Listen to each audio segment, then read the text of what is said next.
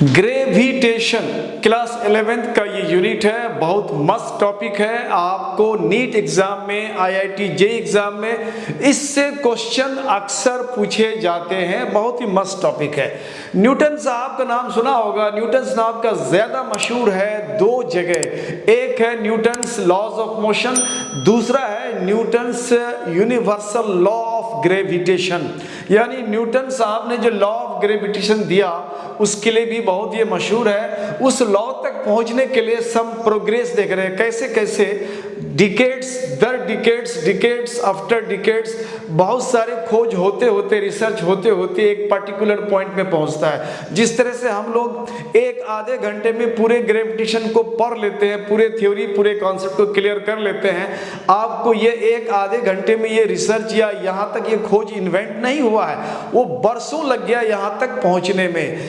तो थोड़ा सा प्रोग्रेस दिखाते हैं हम लोग। सबसे पहले कहा जाता है गैलीलियो ने ये रिकॉग्नाइज किया कि जितने भी बॉडीज है, all bodies what ever be the mass, उसका मास चाहे जितना हो, थोड़ा सा हो या बहुत विशाल हो, बहुत बड़का हो, बहुत बड़ा हो, उससे कोनो लेना देना ना है। कह रहा है fall towards the earth with constant acceleration. Her body earth की तरफ जो गिरने लगता है तो हर एक का एक्सीलरेशन सेम रहता है, कांस्टेंट रहता है। ऐसा नहीं कि बड़े बॉडी का मास ज्यादा है तो उसका एक्सीलरेशन ज्यादा होगा और छोटे का कम है, हल्के का कम, ऐसा कुछ नहीं है। हर एक का मास चाहे जो हो वो एक्सीलरेशन कांस्टेंट होगा। एक आता है उसके बाद टाइको ब्राहे। टाइको ब्राहे कहता है डेनमार्क का एक नोबल मैन था। ये नोबल मैन क्या करते थे अपने हयात में, यानी जब वो हयात से थे, गैलीलियो के ही जमाने में जब गैलीलियो इन पर रिसर्च कर रहे थे, काम कर रहे थे, तो ये टाइको ब्राहे जो जितने भी प्लैनेट्स है, जैसे रात को बहुत सारे प्लैनेट्स हमें नजर आएंगे, वो लगेंगे कि कोई बड़ा सा स्टार, इस तरह से वो प्लैनेट्स होते हैं। बहुत सारे प्लैनेट्स के बारे में, सैटेलाइट्स, प्लैनेट्स व्हाटएवर, इनके सारे मोशंस, उसकी एक्टिविटीज, उसके फेजेस, इन सारी चीजों को वो ऑब्जर्व करते थे और एक डायरी में उसको रिकॉर्ड करते थे। और वो जो प्लैनेट्स का ऑब्जर्वेशन करते थे नेकेड आई। नेकेड आई का मतलब है कि उस समय ऐसा कोई टेलीस्कोप वगैरह नहीं था जो उसको देख करके उसको ऑब्जर्व करे। तो ये अपने एक डायरी में उसको नोट किया करते थे। उसके बाद हुआ ये कि केपलर उनका एक असिस्टेंट था। केपलर साहब ने उनके जितने भी डेटाज, यानी प्लैनेट्स से रिलेटेड जितने भी ऑब्जर्वेशन उन्होंने डायरी में नोट्स कर रखा था, उन सब का उन्होंने एनालिसिस किया।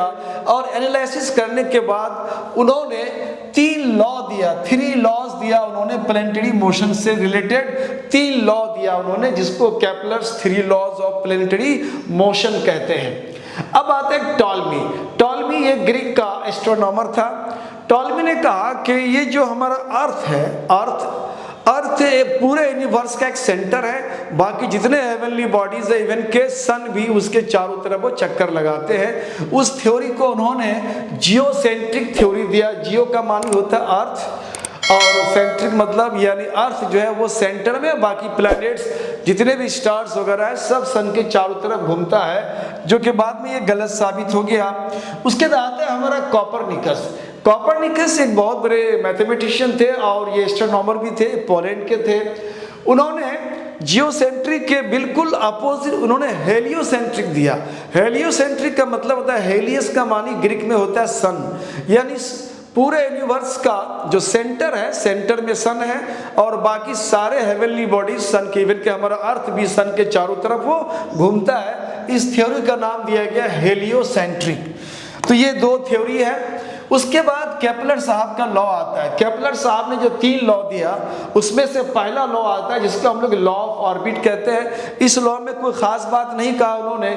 इस लॉ में उन्होंने यही कहा है कि जितने प्लैनेट्स हैं ये सर्कुलर नहीं बल्कि इलिप्टिकल ऑर्बिट में वो चक्कर लगाते हैं। और सन जो है, सन इस इलिप्टिकल ऑर्बिट के 2 फोकस में से किसी एक फोकस में होता है। ये मैथमेटिक्स का पार्ट है बच्चों। कॉनिक सेक्शन में आप जाओगे तो कॉनिक सेक्शन में ये आपको बताया जाएगा। ये कॉनिक सेक्शन में ये इस तरह का एलिप्स होता है। इस एलिप्स में एक मेजर एक्सिस होता है और एक माइनर एक्सिस होता है एलिप्स का। और ये माइनर एक्सिस और मेजर एक्सिस के बाद दोनों का जो पॉइंट ऑफ इंटरसेक्शन होता है दोनों एक्सिस का, उसको सेंटर ऑफ इलिप्स कहते हैं। और इसमें दो फोकस होता है, दो फोकस होता है, इन दोनों को हम लोग मिला के एक साथ फोकी कहते हैं। यानी दोनों फोकस में से एक फोकस में सन होगा और प्लैनेट्स जो है इस इलिप्टिकल ऑर्बिट में different planets different elliptical orbits में चक्कर लगाता है। इस लॉ को उन्होंने कहा law of orbit. All the planets revolve around the sun in elliptical orbit and the sun is at one of the foci. दोनों फोकस में से किसी एक फोकस में सन स्थित है, सन वहां पे होगा। उसके बाद दूसरा लॉ आता है, दूसरा लॉ को उन्होंने कहा लॉ ऑफ एरिया।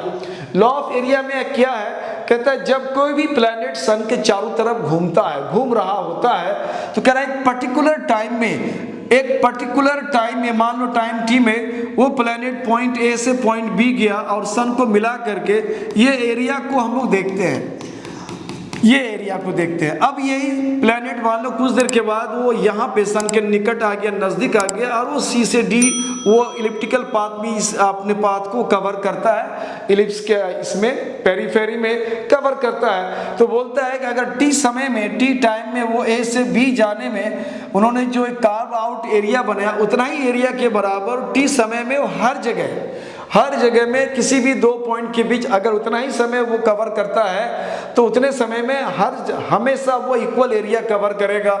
यानी जितना एरिया उन्होंने यहाँ बनाया उतना एरिया यहाँ भी बनेगा।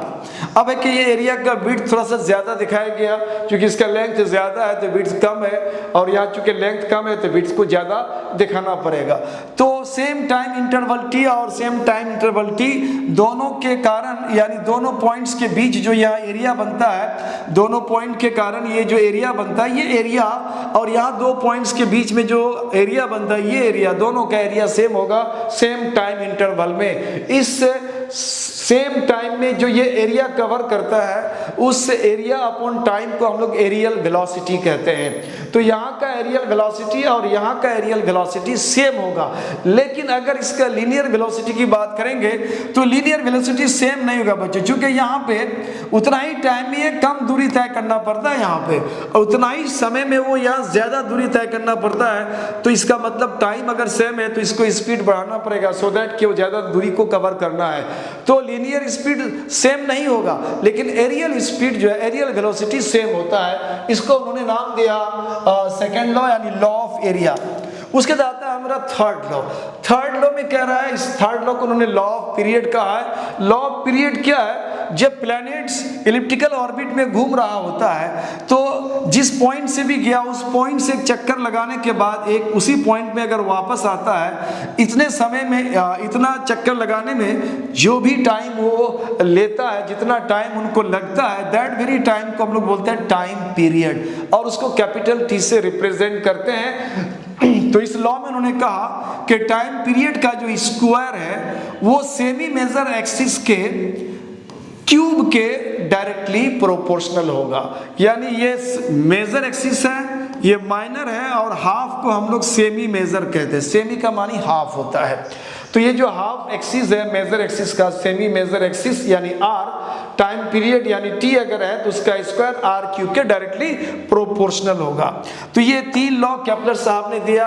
अब ये दो पॉइंट ज्योग्राफी से लिया गया है। कहा जाता है जब इलिप्टिकल पाथ में कोई भी प्लैनेट घूम रहा होता है, कोई भी प्लैनेट जब इलिप्टिकल पाथ में घूम रहा होता है, घूमते हुए में इलिप्टिकल पाथ में जो सन के कभी कभी नजदीक होगा और कभी कभी वो सन से दूर जाएगा। जैसे मान लो ये इलिप्टिकल पाथ है और इलिप्टिकल पाथ में ये एक मेजर एक्सिस है और ये दूसरा एक हमारा माइनर एक्सिस है। इसके अंदर दो फोकस होगा। तो किसी एक फोकस में, मान लो इस फोकस में हमारा सन है, इस फोकस में सन है। अब ये सन इस फोकस में लाई करता है, यानी यहाँ पे ये सन है हमारा। अब ये सन इस जगह में है। अब ये कह रहा है ये सन है।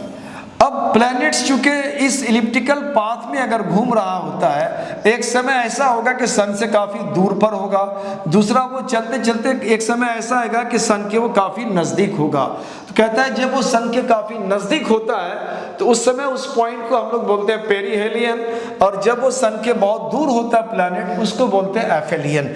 तो ये एक बेसिक का इंट्रोडक्शन हो गया ये लॉ ऑफ ग्रेविटेशन तक पहुंचने के लिए, यानी लॉ ऑफ ग्रेविटेशन जो पढ़ेंगे उससे रिलेटेड कुछ प्रोग्रेस, यानी वहां तक पहुंचने के लिए ये डिफरेंट साइंटिस्ट ने, डिफरेंट खोजकर्ता ने, इन्वेंटर ने उससे रिलेटेड जो काम किया वो मैंने आपको बता दिया।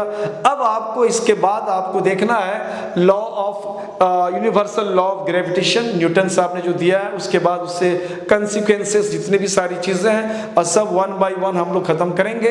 तो आप हमारे साथ इस तरह से बने रहें। उस्मानी सर को दीजिए अब आज्ञा, हमारे साथ ऐसे ही बन रहे, हौसला अफजाई करते रहे। Thank you for watching my channel, keep it up.